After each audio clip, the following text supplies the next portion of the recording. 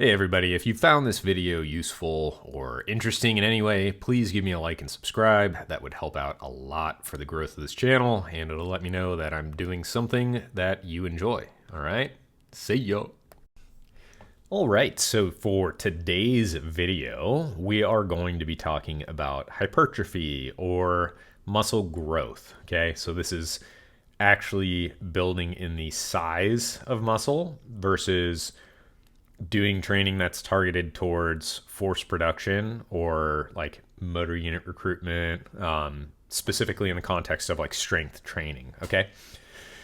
And everybody has fairly good vested interest in muscle growth because it makes you look more muscular. It can help with putting on some strength down the road. It can be a good way to increase some of your tolerance to training, some different things like that. All right. So there's a lot of information out there about muscle hypertrophy. There's some great resources out there on this topic, but people get confused because a lot of the reference point for what most people's knowledge base is on what bodybuilders have done in the past. And there are great indicators of things that we should be looking for when we're training for muscle hypertrophy based on some of these experiences based on bodybuilding. But the context has to matter. And when we consider some of the information coming from professional bodybuilders of the past, a lot of these bodybuilders were augmented with drugs. So that does play a factor in how much volume somebody can train.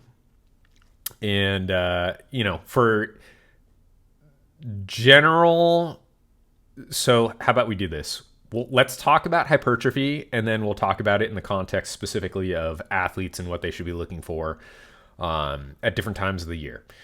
So most of the research has shown a wide variety of consistently doing a number of sets per muscle group per week to gain muscle mass. So in order to enhance muscle hypertrophy, we want to kind of be in a target zone of number of sets per muscle group. And there's some variance in there. There are different numbers based on different level of training experience, times of the year, goals, etc. All these different types of things, individual differences based on how you respond to training. And the general kind of idea is that 10 to 20 sets in that range is a good place to be.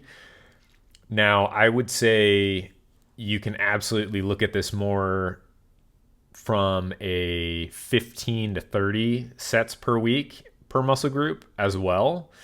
If that's something that you can tolerate, if it's not something that's burning you out, if it's not something that, you're just burning the candle on both ends kind of thing. Because there are individuals that respond better to higher volumes of training as well. So again, this is like we've had a good number of studies that have shown general ideas of what we should be looking to do. So that doesn't apply to everybody. That's not what studies do.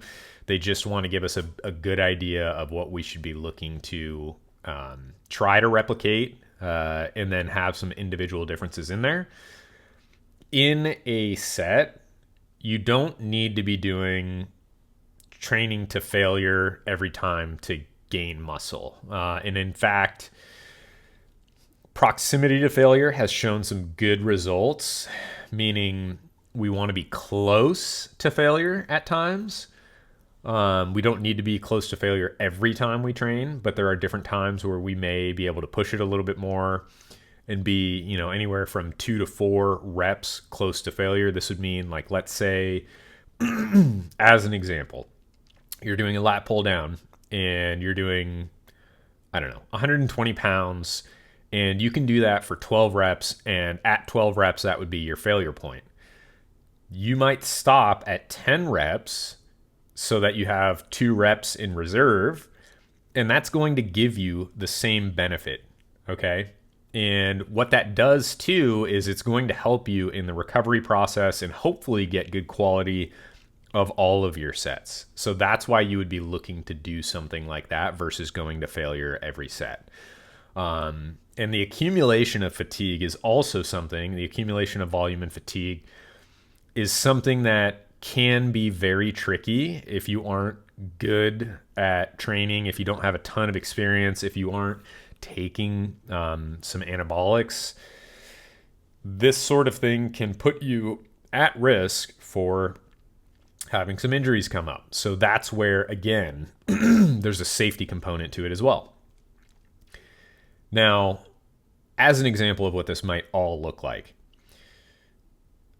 if you are doing a lower body day and you are doing like a squat focus type day, right? So like, let's say you back squat and you're also going to do a leg extension. So you're really targeting some quad development.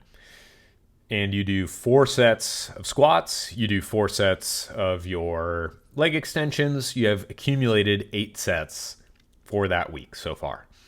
Now, I wouldn't recommend only doing those 8 sets for the week.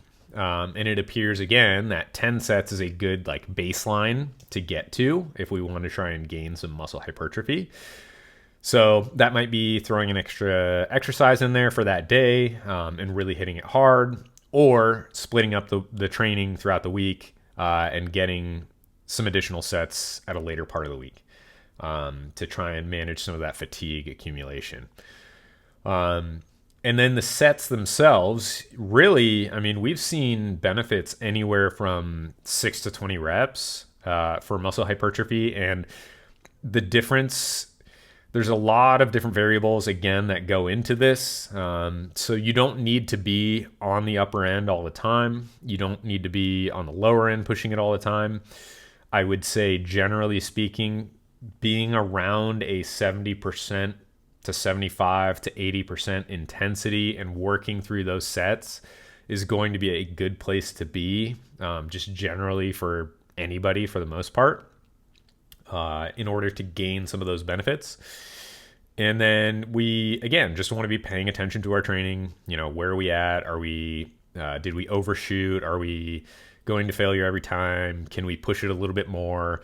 All of that type of training knowledge that you gain through experience. Now, for an athlete, so somebody who has a competitive season, we need to be much more mindful of when we are doing a lot of hypertrophy work.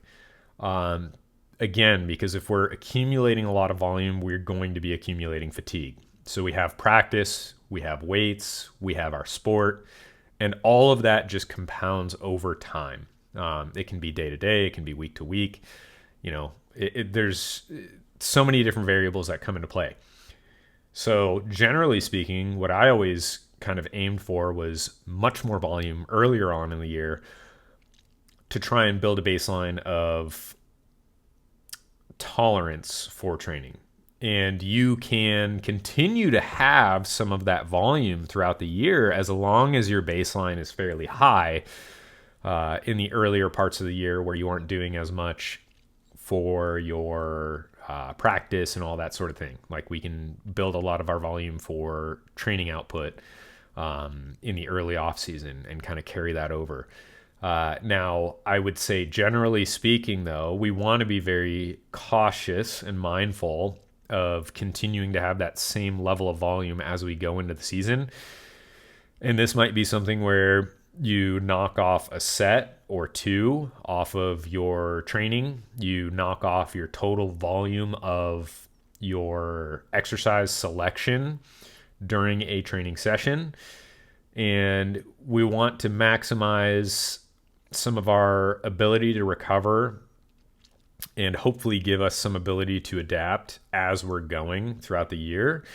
Because at that point, the competition is the most important part of why we are training. And if you lose sight of that, it becomes very difficult, because you can't turn things around once you've accumulated a bunch of fatigue. You can't just turn it all off and get back to square one. It's very difficult to do that, especially if you're in season. So we want to mitigate some of that risk early on and kind of taper off realistically as we're going. That's been my experience with it. So hopefully that helps, gives you a little bit more information.